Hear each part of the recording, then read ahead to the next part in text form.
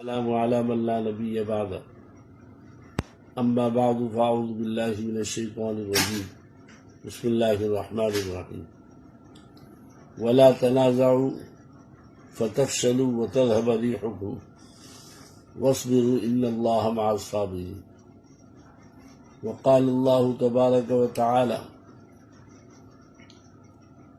واعتصموا بحبل الله جميعا ولا تفرقوا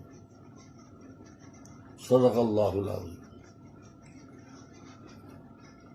معزز سامعین کرام، گزشتہ کچھ عرصے سے دعوت و تبلیغ میں اختلاف شروع ہو گیا اور دو گروپ بن گئے۔ ایک گروپ اپنے آپ کو عالمی شورا کہتا ہے اور دوسرا گروپ اپنے آپ کو امانت کے دعویٰ کر کے ان سے علیحدگی اختیار کرتے ہیں۔ دعوت و تبلیغ کا ایک کام ایسا تھا کہ جن میں نہ کوئی اختلاف تھا اور وہ خالص ایک جماعت تھی جن کا مقصد امر بالمعروف اور نہی عن المنکر تھا۔ آج وہ کام اپنے نہج سے ہٹ کر دنیا کے اندر دو فرقوں میں تقسیم ہو چکا ہے، دو طبقات میں تقسیم ہو چکا ہے، جس کی وجہ سے دنیا کی ایک یہ واحد جماعت تھی جو دین کے کام کرنے میں مخلص بھی تھی اور ان میں آپس میں اتفاق اور اتحاد بھی۔ اللہ تعالیٰ نے فرمایا کہ اگر تم جھگڑا کرو گے تو تم بزدل بھی ہو جاؤ گے اور تمہاری ہوا بھی نکل جائے گی۔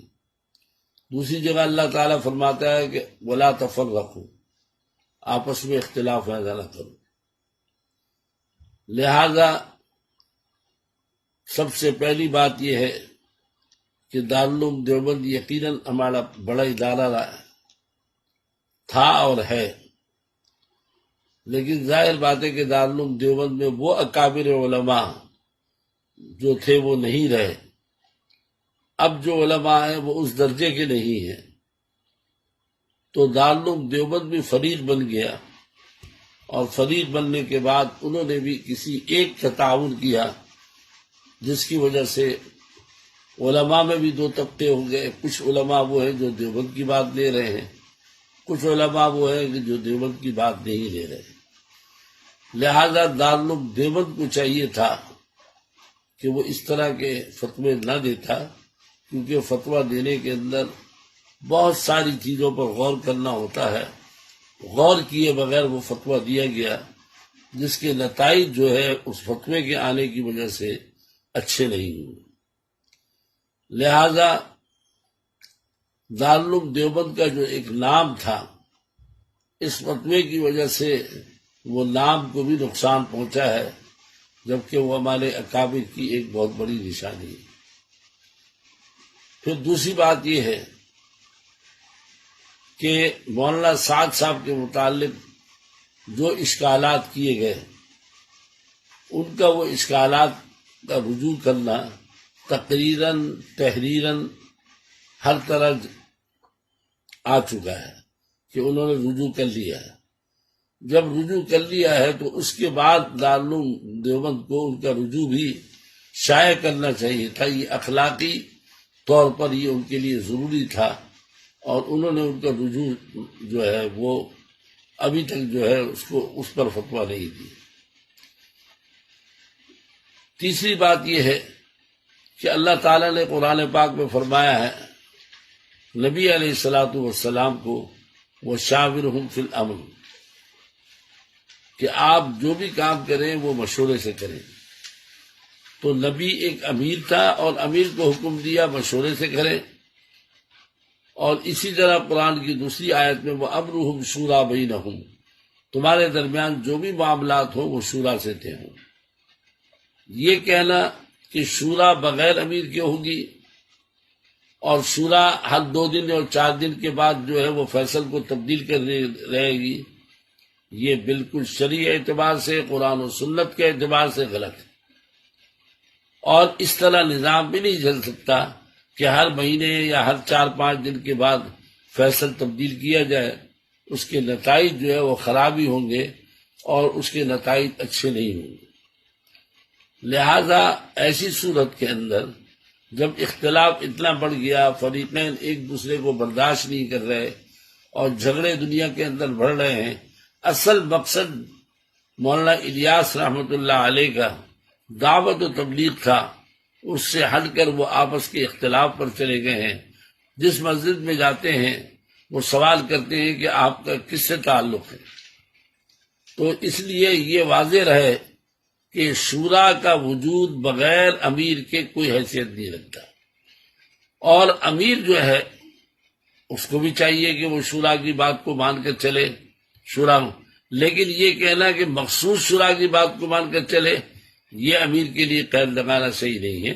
امیر نے اگر کوئی شورا بنائی ہے، جیسے صدیق اکبر رضی اللہ عنہ نے بنائی، حضرت عمر رضی اللہ عنہ نے اپنی شورا بنائی، صحابہ میں خلافت والوں خلفاء نے اپنی شورا بنائی، تو لہذا یہ قید لگانا کہ یہ عالمی شورا یا یہی شورا فیصلہ کرے گی تو میں مانا جائے گا، یہ غلط ہے۔ اگر امیر نے کوئی شورا بنائی ہے، اب بشرطے کہ وہ امیر فاسق فاجر نہ ہو، امیر کسی بدکاری اور غلط کام میں مبتلا نہ ہو، تو ایسی صورت کے اندر میں سمجھتا ہوں نزاع اور جھگڑا ختم کرنے کے لیے جو ہے وہ بہترین طریقہ یہ ہے کہ امیر کی اتباع کی جائے اور امیر کو لے کر چلا جائے۔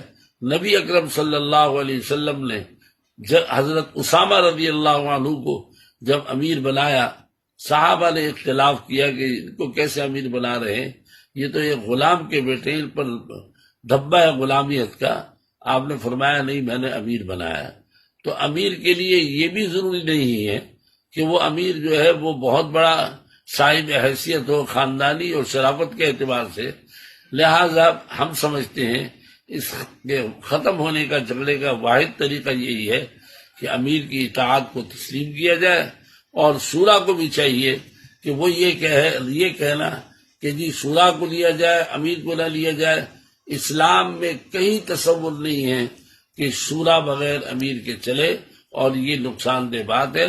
لہذا اس بارے میں دعوت و تبلیغ کے ارباب حل عقد کو اپنے ذاتی مفادات کو چھوڑ کر اور ذاتی اغراض کو چھوڑ کر خالص اللہ کے لیے درگزر کریں، اور اس طریقے سے یہ معاملہ حل ہو سکتا ہے، تاکہ ہم آخرت کے اندر اختلاف کا سبب نہ بنے بلکہ ہم اتفاق اور اتحاد کا سبب بنے۔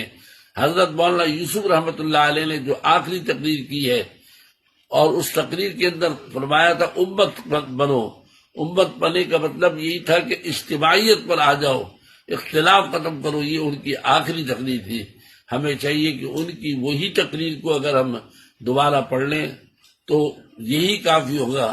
حضرت علی کرم اللہ وجہہ کے قاتل ابن ملجم بڑا ذاکر اور شاغل آدمی تھا، لیکن نبی علیہ السلام نے فرمایا علی کا قاتل جو ہے وہ امت کا بدترین آدمی ہے، اس لیے کہ اس نے امت کے اندر اختلاف پیدا کیا۔